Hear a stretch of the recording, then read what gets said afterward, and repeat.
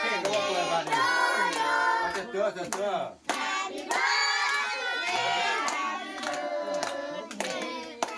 เป่าเค้กกำลังเป่าเค้กพี่น้องเป่าเค้กน้องปีใหม่พี่น้อง เปล่าแล้วคุณพี่ใหม่ เนี่ยโทรศัพท์ไฟดู ของขวัญของไผ่นี่สองคนเลยบ่2 คน อันนี้ย้อนหลัง โอ้ของมิตันกับของปีใหม่ ย้อนหลัง โอ้ยนี่ลูกชาย นี่ลูกชาย ตันไม่ยืน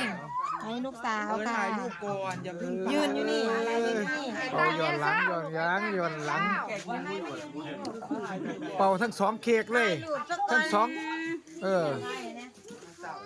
ตาจังนะแม่ เนี่ย แม่กล่อง เออ